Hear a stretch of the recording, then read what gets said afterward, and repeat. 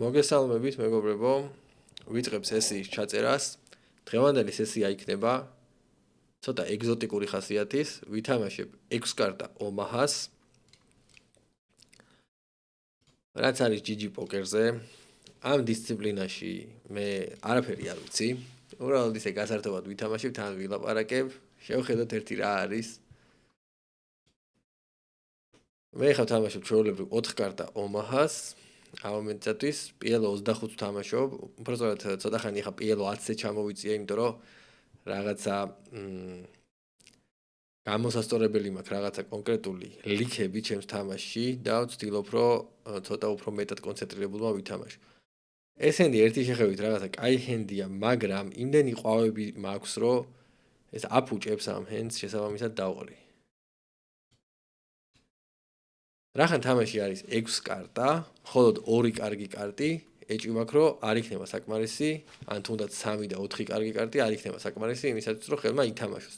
6-ივე კარტი მეტნაკლებად რაღაცა ადეკვატურ როლს უნდა თამაშობდეს, ალბათ კომბინაციაში და როცა 4 ყვავი გაქვს, ეს შენი ფლეშის შეგროვების პოტენციალს ძალიან აფუჭებს. 2 ტუზი, 2 ხუთიანი და 3-ან 2-ან. ზოგადად დაბალი კარტები ესეთ ამ თამაშში ძალიან ცუდად თამაშობენ, მაგრამ ტუზები მაინც ალბათ ყველგან ტუზებია. აქვს ნაცი ფლეშის შეგროვების პოტენციალი პირველ რიგში. პლუს ტოპ სეტი ნაცია, ხშირ შემთხვევაში თუ რამე არ დაიხურა. დამატებით კიდე ნორმალური კომპონენტებია, შესაბამისად შეიძლება ამ ხელით თამაში. 3-ან 2-იანი ემაძლევს 2 წყვილს. და დამატებით ექვითის. კიდე. ხუთიანებით ბლოკავ სტრიტის მომოდინე კომბინაციებს. ეს არის მნიშვნელოვანი, პლუს ქონდა ბექდორ ფლეშ დრო. ანუ გული თუ ამოვიდო და უკვე კიდე ერთი გული გამიფლეშავდა. აქ არის ესეთი პირველ პოზიციიდან კაროლებს დავყრი, ისევ 4 აგურის კომპონენტის და კიდე სხვა ძალიან არასასურველი კომპონენტების გამო. აქ რა პრეფლოპია საერთოდ როგორ მუშაობს ამ თამაშის პრეფლოპი წარმოდგენა არ მაქვს, მაგრამ 4 კარტა ომაჰაზე რახან მაქვს წარმოდგენა, ლოგიკურად ვეცდები რომ გავავრცელო 6 კარტზე, ისაც ვიცი 4 კარტის შესახებ. პირველ პოზიციიდან მოდის რეიზი არ არის, ქოლია, ეს სტრადლერი ყავს და ეს ქოლია. ტუზ კაროლ ვალეტ ათიან ოფსუიტ ეისი, მოდი ოფსუიტ ეისი დავაგდოთ ესეთ სიტუაციაში. ორიანები თან მაინდა-მაინც ძალიან მოგლეჯილი კომპონენტია ამ ჰენდისგან და დავყაროთ. ეს ძალიან equity-ზე ორიენტირებული დისციპლინა იქნება, ეს ეჭვი მაქვს. ესეთი პატიოსანი და სწორხაზოვანი თამაში იქნება რა. ძალიან დიდი როლი ექნება ბლოკერებს ბლეფის დროს. სტრადლი 8 ბლაინდი ეს არ არის ის ჰენდი, რითიც შეიძლება ალბათ აქ რამე სასურველი, სასარგებლო რამე გავაკეთო. არის ესეთი კომპონენტი, ანუ დახურული კარტი რიგდება და მხოლოდ როცა შენი სვლა, მაშინ ნახულობ კარტს. ეს team plays, ასე ვთქვათ, აზღვევს შეიძლება ითქვას. არათუ შეიძლება ითქვას, არამედ აზღვევს ნამდვილად team plays, team playerებს და ძალიან კარგი გადაწყვეტილებაა ჩემი აზრით. სხვა დისციპლინებსაც არ აწყენდა ესეთი გადაწყვეტილება.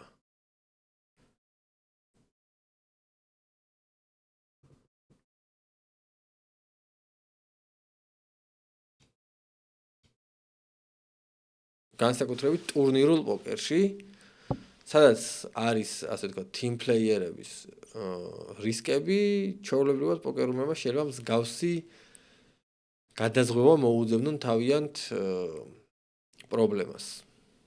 ეს სრულად არ დააზღვევს, რა თქმა უნდა, ხა. team play ერთმანეთის კარტის ცოდნის გარეშეც, ანუ, როდესაც ტურნირზე multi entry გაქვს, ეგ უკვე უპირატესობაა, რა თქმა უნდა, ისედაც. მაგრამ ნაკლებად მნიშვნელოვანია, როცა უკვე შენ ოპონენტები როგორი მხიარულები არიან თქვენობა თამაშობთ, მართალია ეს არის NL2, მაგრამ ეს იყო სტრადლერი, რომელმაც დააავლინა ისე რომ კარტი არ ქონდა დანახი, ამან რაღაც კარტით დაუქოლა, რომელიც არც ისე კაი კარტი ჩანს. ალბათ. ამ თამაში როგორ განისაზღვრება კაი კარტი, მე დიდად არ ვიცი.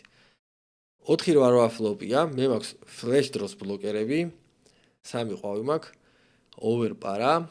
ვფიქრობ, რომ ესეთ სიტუაციაში შემიძლია გავაგრძელო აგრესია და თუ ოპონენტი რვიანი თუ არა აქვს ოპონენტს, ალბათ ხშირად მივიღებ ხოლმე folds. რვიანის წინააღმდეგაც შეიძლება გავძლიერდე მაგალითად კაროლით. ხუთიანმა დახურა სტრიტები და მე რა თქმა უნდა ბლეფის გაგრძელებას აქ არ ვაპირებ. რახან ოპონენტო ფლოპი დაქოლა, ესე იგი რაღაცა ყავს და რაღაცა თუ ყავს უკვე ეგეთი ოპონენტის წინააღმდეგ ბლეფი მაინდამით გამართლებული არ იქნება ამ შემადგენლობებში.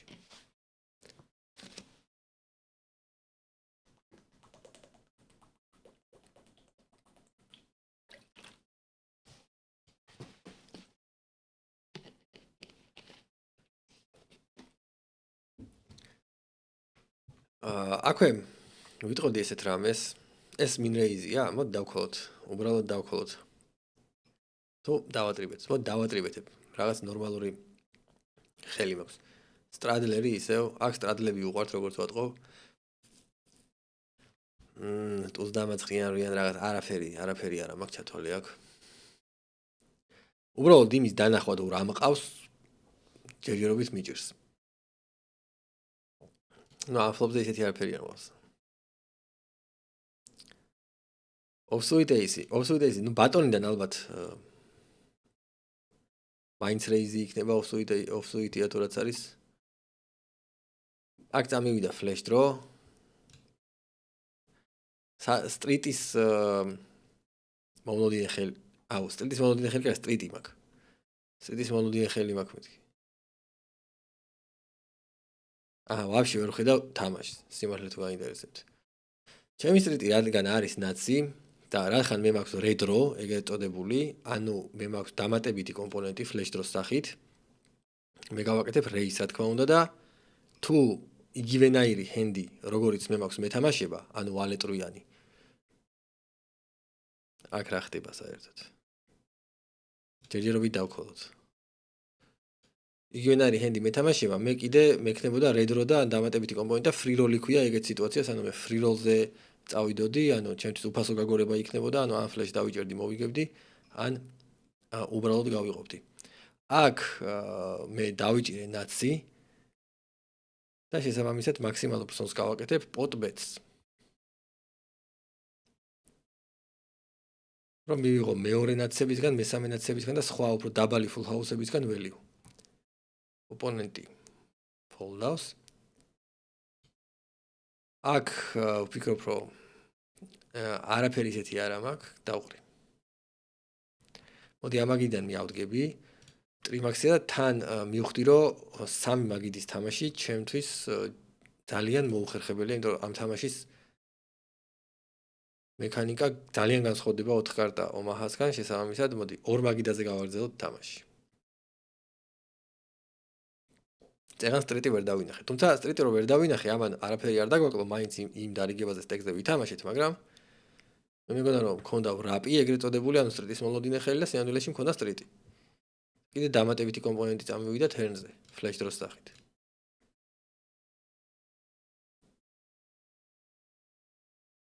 დიდ სესიას არ გავაკეთებ, 1:25 წუთი ნახევარი საათი ვითამაშებ. და მერე ჩავიჭერ კიდე 5 კარტა ომაჰას სესიასაც. აქვე ვიტყვი ეს რაღაცას, რომ სასტარტო კომბინაციები და პრეფლოპ მოდელით ეს თამაშები ერთმანეთისგან ძალიან განსხვავდება. აი მაგალითისთვის, ჰოლდემში გვაქვს 1326 ზუსტი რიცხვი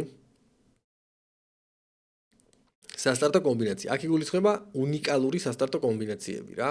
ანუ ფერების მიხედვით, აი მაგალითად 9-7-იანი აგური ან გული სხვადასხვა კომბინაციებად რომ მოვიაზროთ მაგალითად. სულ მაგალითად გვექნება 12 კომბინაცია off-suit hand და 4 კომბინაცია suit hand, ანუ ერთი hand გვექნება 16 კომბინაცია, ერთი კომბინაციათა ჯგუფი ასე ვთქვათ და ანუ უნიკალური კომბინაციები გვექნება 1326. ტუზკაროლ დამავალი ათიანი პლუს კიდე წვილით. forsuit-ით.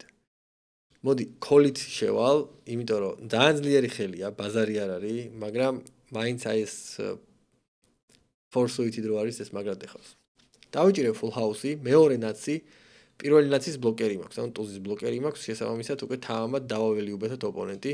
ტუზები ოპონენტს ძალიან იშვიათად ექნება. მით უმეტესად პრეფლოპზე დაჩეკა და თან არა, ყველა ტუზები აქ პრეფლოპზე არ დაარეიზებს დავარაუდოდ, იმიტომ რომ აქ ტუზებს ისეთი მნიშვნელობა არ ექნება როგორც სხვა ნაირსახეობებში. ომაჰაში, 4 კარტა ომაჰაში უკვე სასტარტო კომბინაციების რიცხვი 1326-ის ნაცვლად არის 270,000. ანუ ეს ძალიან დიდი განსხვავება. ამან რა სმაილია უაგდო? ანუ თითქოს მე მიპასუხა რა.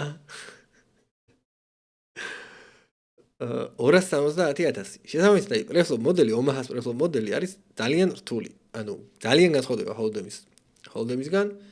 ჰოლდემშიც არ არის ადვილი, მაგრამ ჰოლდემში სხვა მიზეზების გამო არ არის ადვილი, არა იმიტომ რომ დამახსოვრება არის ძნელი, რომელი პოზიციიდან რა დაარეიზო, ეს პირიქით ძალიან ადვილია. რაღაც ეს ლამაზი ჰენდია დავარეიზოთ.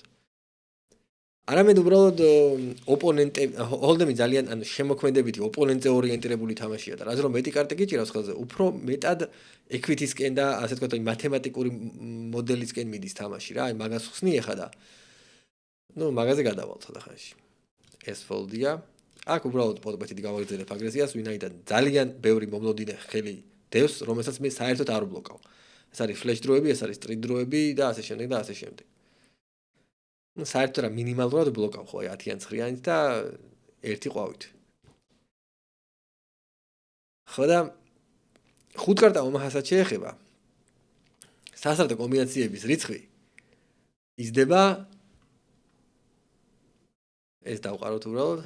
ანუ ერთი კარტის დამატებით სასტარტო კომბინაციების რიცხვი იზრდება 2,700,000-მდე. იმის რაილებზე მეცინება. ანუ 2,700,000 სასტარტო კომბინაცია არის იმაში. 5 კარტა ომაჰაში. შესაბამისად, მე მივცემ თავისუფლებას რომ ვივარაუდო, არ ვიცი, არ მინახავს ეს რიცხვი, მაგრამ მივცემ თავისუფლებას რომ ვივარაუდო, რომ 6 კარტა ომაჰაში 27 მილიონი სასტარტო კომბინაცია იქნება რა.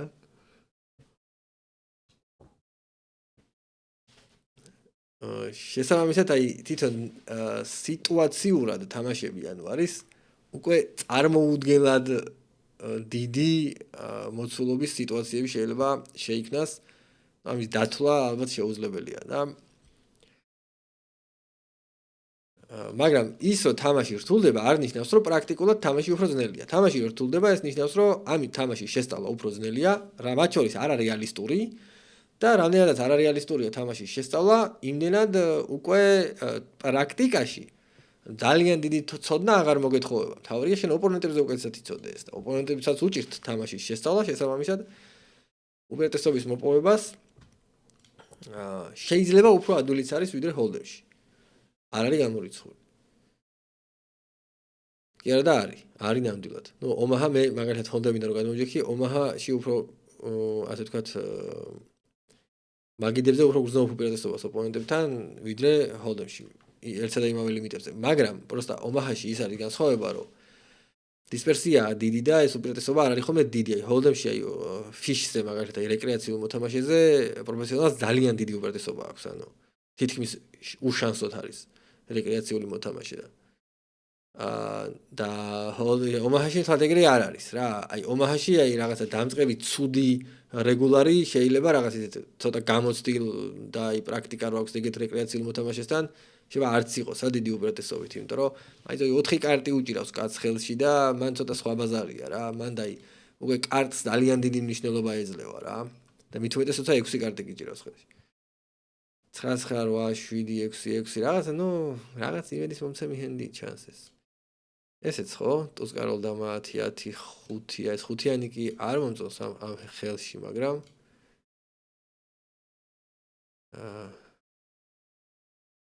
კაროლი დავიჭირეთ.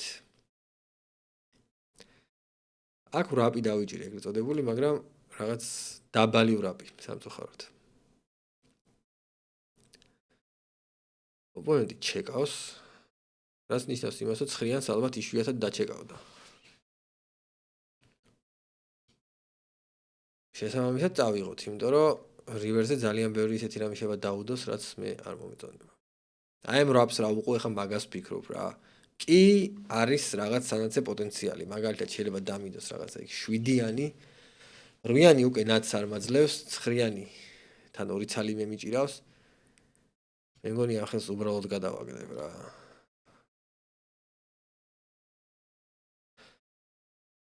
თან ფლეშ დროა.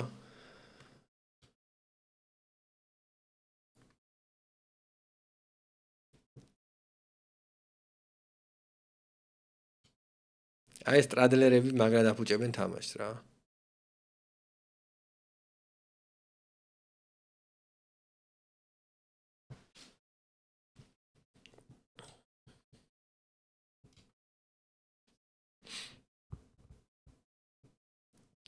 ნაფუჭებენ თამაშს აგაგებით პირიქით ეხა ანუ შემოსავლის თვალსაზრისით ეხა თუ თამაშობ ამ ტრადლერებს თამაში ძალიან მომგებიანია გიმარტივებენ საქმეს. მაგრამ ცოტა რაღაცა იმ მუღამის ამბავში ვიძახი რა, რომ იქ რაღაც საცალო კომბინაციები, რაღაცეები ცოტა რომელი პოზიცია რა უნდა დაარეიზო. თუ არ ვწდები ამ თამაში ჯერჯერობით სოლვერი არ არსებობს. ანუ ოპტიმალური სტრატეგიის პროგრამა ჯერჯერობით არ შეუქმნიათ. თუ არ ვწდები, არ ვიცი, ზუსტად არ ვიცი ნამდვილად.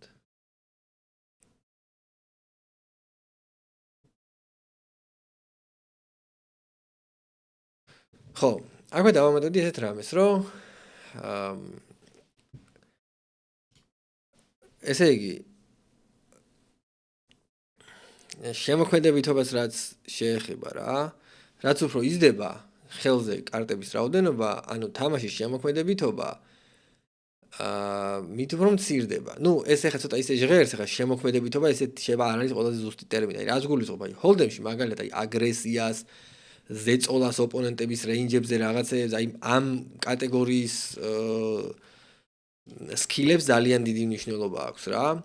4 კარტა ომაჰაში ცოტა ნაკლები, მაგრამ მაინც ძალიან დიდი მნიშვნელობა აქვს. აი 5 კარტაში ცოტა უფრო მეტად აი კომბინაციების და equity-ზე ორიენტირებული თამაში ხდება უკვე 5 კარტა. 6 კარტა კიდევ უფრო მეტად equity-ზე და კომბინაციის შეგროვებაზე ორიენტირებული თამაში ხდება. ანუ მოთამაშეები, რომლებიც აი შედარებით პასიურ და არც ისე აგრესიულ თამაშს თამაშობენ და აგრესიის წინააღმდეგ თამაში უჭირთ, აი ეგეთ მოთამაშეებს ურჩევენ ხოლმე, მათ შორის აი ფილ გალფონდი ომაჰაში გადაჯდომას ურჩევდა ხოლმე და მე ომაჰადან შეიძლება 5 კარტა ომაჰაში გადაჯდომა გირჩიონ და მე 5 კარტა ომაჰადან კიდე 6 კარტა ომაჰაში გადაჯდომა.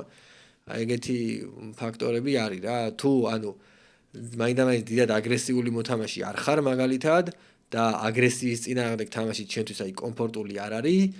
ცოტა მეტკარტიანი დისციპლინები შეიძლება შენთვის უფრო შესაფერისი იყოს. აი ეს არის სათქმელი აუცილებლად. საერთოდ ვინც აი ესეთი ცოტა უფრო ესეთი კონსერვატიული და აი ძველი ყაიდის მოთამაშეები იყვნენ, იმათ ძალიან უყვარდათ ხოლმე ლიმიტირებული დისციპლინები, ლიმიტირებული ჰოლდემი, 7 cards study და სხვა ლიმიტირებული დისციპლინები, რომლებიც ანუ ერთის მხრივ ინტელექტუალური თამაშებია, უფრო მეტად შეიძლება, ну ინტელექტუალური რა გაგებით, იცი? აი უფრო ლოგიკურ მათემატიკური უნარების თამაშებია რა, რომ აი სწორად დაითვალო აუტები, სწორად დაითვალო equity და ასე შემდეგ და ასე შემდეგ. აი ესეთ კატეგორიებს უფრო დიდი მნიშვნელობა ეძლევა და აი ჰოლდემში ძალიან დიდი მნიშვნელობა ეძლევა მაგალითად ოპონენტის წაკითხვის კომპონენტს, რომ აი ოპონენტი სწორად განსაზღვრო ოპონენტის რეინჯი, ანუ და ასე შემდეგ და ასე შემდეგ რა. ანუ აი შემოქმედებითი ელემენტი, აი ჰოლდემში არის ძალიან დიდი და აქეთ უფრო ეს რაღაცა ლოგიკურ მათემატიკური უნარები არის ძალიან მნიშვნელოვანი. რა თქმა უნდა, ჰოლდემშიც მნიშვნელოვანია ეს ლოგიკურ მათემატიკური უნარები, მაგის გარეშე რანაირად იქნება, მაგრამ აი სხვაობა ძალიან დიდი არ არის, ანუ ერთ იგივე თამაშია ხა ბოლო-ბოლო, ხო? ანუ ორივე პოკერია და ორივე ჰოლდემია სინამდვილეში, ხო? ეს ომაჰა ჰოლდემი, ეს ტექსას ჰოლდემი. აქ დავიჭირეთ ფლეშ დრო, მაგრამ ესეთი ფლეშ დრო დიახ, არ გამოგვადგება სავარაუდოდ. აქ ორი წყვილი დავიჭირე და ესეთი ორი წყვილი დიახ, არ გამომადგება. აქ შეიძლება დააჭკლიკო და ნახო, აი 2 pair აწერია. ნუ აქ რა თქმა უნდა fold-ია. ამ flash დროს თრევა ეხა რამდენად ღირს მაგას ვფიქრობ. Two pair. Two pair ზადანად წავიკითხე ანუ აქ a pair. A pair. ანუ ორიანის წვილი გაქვს რა. კი არა ტუზების წვილი აქვს. და მაგიდაზე მაქვს ორიანის წვილი. არა, 4 კარტით flash დრო ვერ ითამაშებს, იმიტომ რომ 2 აუც მე თვითონ რო ვიფუჭე, პოტმეც ნაღად ვერ დავქოლავ რა, ნაკლები რაღაც პატარა ფსონი შეიძლება დამეკო. ხო, მოკლედ გადავედი დარიგებებზე. მოკლედ იმის თქვა მინდოდა, რომ რითი განსხვავდება, ანუ რა ნიუანსებშია განსხვავება ამ თამაშებში, მე მგონი მივხვდით რითი თქვაც მინდოდა და აი ეს ნიუანსი არის სწორედ ეს ფაქტორი, რომ ანუ ჰოლდემი უფრო მეტად ორიენტირებულია აი ოპონენტის წაკითხვაზე, რაღაც შემოქმედებითი ფსონის გაკეთებაზე, ან რაღაცა ბლეფ კეჩერზე, ასე შემდეგ და აი ეს კომპონენტები ჰოლდემიდან რაც უფრო ხელში კარტების რაოდენობა იმატებს, მით უფრო ეს კომპონენტი იკლებს და უფრო მეტად აი ამ equity-ის დათვლაზე, აი პრეფლოპ მოდელის სწორად სწავლაზე, მაგალითად აი ჰოლდემში აი ძალიან ესეთი ბრუტალური ექსპლუატაციური ქმედებების კეთება შეგიძლია. ამ თამაშებში ცოტა ნაკლებად არის მაგის სივრცე, იმიტომ რომ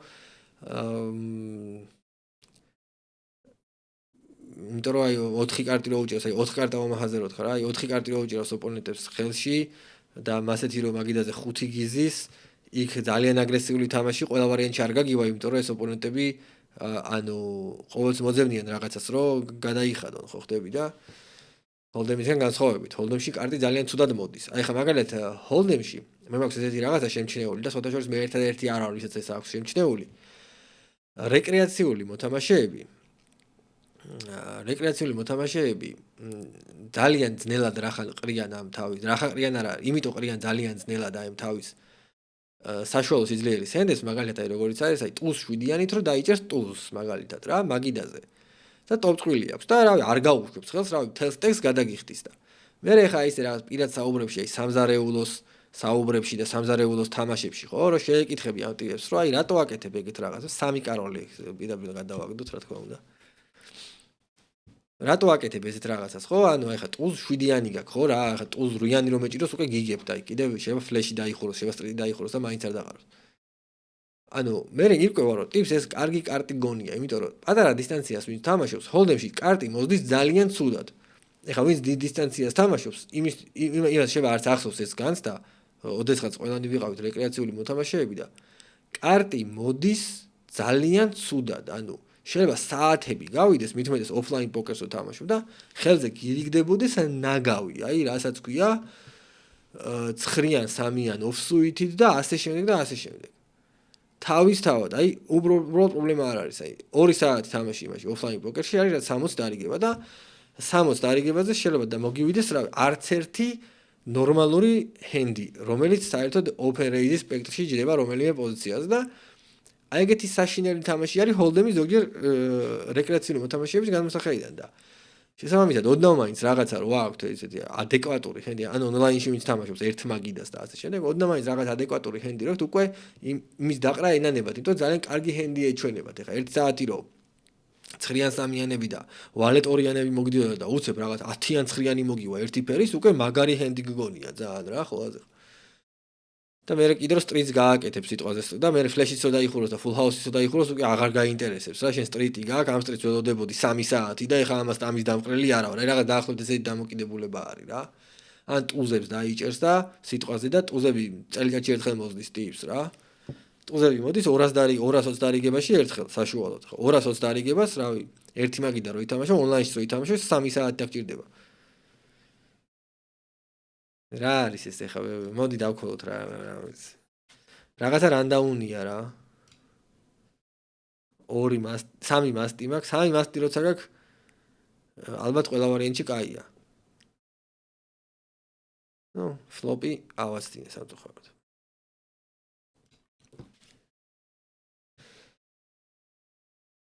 ხო და აი ეს ფაქტორებია რა ეს ახლა ისე საინტერესო თემებია ჩემი პოკერში, იმიტომ ლაპარაკობ ამაზე ხა. დღევანდელ სესიას არანაირი ესეთი შემსწავლელი და არანაირად გავსი დატვირთვა არა აქვს ალბათ ყველანი ხვდებით ეს უბრალოდ ესეთი ეგზოტიკური დისციპლინაა რომელიც საერთოდ რეიკი დაძლევადი არის თუ არა ეგეც არ ვიცი წესით იქნება ყველა ვარიანტში იქნება რეიკი დაძლევადი აქ ეხა მე მაქვს ტოპ 2 წვილი მაქვს დამატებითი ექვითი ძალიან კარგი ანუ რაპი მაქვს ეგრეთ წოდებული ანუ 20 აუტი მაქვს სტრიტზე კი ბაზარი არ არის ფლეშ დრო ბორდია რომელიც მე არ მაქვს ფლეშ დრო მაგრამ ნუ მიუხედავად ყველაფრისა ვფიქრობ რომ ნებისმიერ რამესთან კარგად ვდგავარ მეორე ფლეშ დრო დაიწყო მაგრამ მე კიდე სტრიტის აუტები დამემატა 7-იანების სახით ძალიან არ მაინტერესებს 10-ზე თან ფლეშ დროს თუნდაც ორ ფლეშ დროს არ ექნება ძალიან დიდი equity და წავიდეთ აბა რა გიჭირავს ჩემო ძმაო ნო coin flip-ში წავედით რაინ თვაის თავაზობენ დავთანხდები დიდი სიამოვნებით ერთი წამოვიღეთ მეორეც წამოვიღეთ ესეთი სასიამოვნო coin flip-ი მოვიგეთ ერთი მინდა რომ ხელახლა შევხედო ოპონენტის კარტს. ოპონენტს ქონდა ორივე ფლეშ დრო, ხო? ორივე ფლეშ დრო ქონდა და მიუხედავად მაგისა მაინც და კიდე ნუ დავამატოთ რომ ასევე ქონდა ვრაპები ოპონენტს. ანუ ვრაპი ქონდა, ასევე ქონდა სტედის მომდენი ხელი. ანუ ჩემს ასე ვთქვათ ეს რა არის? დავყაროთ არ ვარ გაი ესეთი 7-იან 2-იანიანი ჰენდი არ ვარ გაი როცა ორი კარტი თლიანად მოგლეჯილია დანარჩენ ჰენდს ეს ნიშნავს რომ ნახევარი ჰენდი გიჭირავს და 6 კარტა თამაშის 4 კარტით თამაში არ იქნება კარგი გადაწყვეტილება არასდროს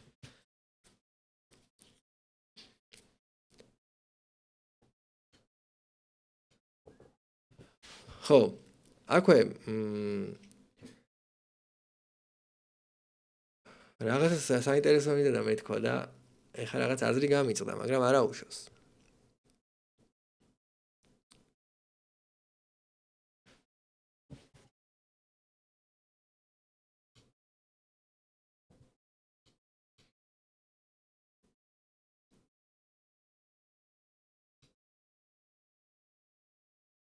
კარგი. შევცვალოთ თემა მაშინ, არ არის პრობლემა. ვერ გავიხსენე ვერაფრით რას ვამბობდი, მაგრამ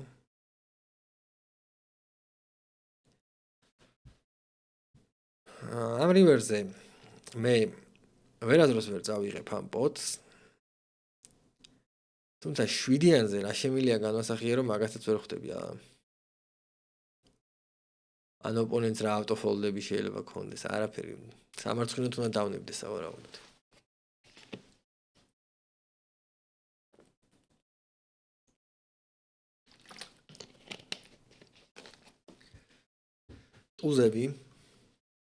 ტუზები საერთოდ რამდენად ადეკვატური ჰენდია მე წარმოდგენა არ აქვს ამ თამაშში, მაგრამ მოდი რა ხან ვიდეოს ვიწერთ, ხა ტუზებს არ დავყრი. ვინც შეიძლება ესეთი ტუზები იყრება კიდევაც.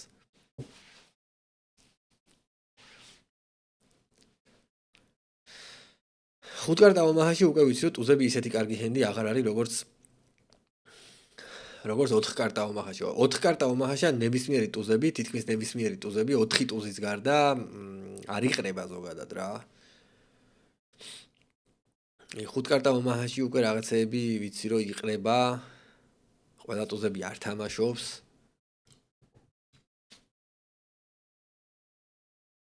ექვს კარტა ომაჰაში ალბათ უფრო მძიმედ იქნება სიტუაცია ტუზებთან დაკავშირებით.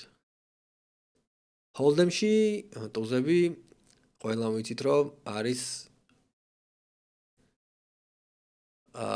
ძალიან ესეთი ამბივალენტური ჰენდი. რა თქმა უნდა პროფესიონალებისთვის არის ტუზები საყვარელი ჰენდი და ასახელებენ ხოლმე ძალიან ხშირად, როცა ეკითხებიან შენი საყვარელი ჰენდი რა არის, ბევრი ასახელებს ტუზებს რა თქმა უნდა, იმიტომ არის ყველაზე ძლიერი ჰენდი. მაგრამ მე ვიცი რომ მე ვიცი რეკრეაციული მოთამაშეები, მე ვიცი ნახევრად პროფესიონალი მოთამაშეები, რომელსაც დასტანახად ეზიზღება ტუზები, იმიტომ რომ ახსოვთ ძალიან მძიმე დარიგებები ტუზებით და მათთვის პირიქით საძულველი ჰენდი არის და მე ვიცი მოთამაშე რომელიც ტუზებს პირდაპირ აოლინებდა ხოლმე, როცა ტუზებს დაინახავდა პირდაპირ open push-ს აკეთებდა და ამას იმიტომ აკეთებდა რომ ანუ დაყრას, დასაყრელს მაინც ენანებოდა და ანუ ეს რაღაცნაირად აი fold-ის ალტერნატივა იყო მაგისთვის, რომ ყველა სხვა დაყრიდა, ან თუ ვინმე დაქვალავდა, უკვე ტუზებთან მოუწოდა თამაში რა, აი დაახლოებით ეგეთი გადაწყვეტა მოუძებნა ადამიანმა ტუზების გათამაშებას.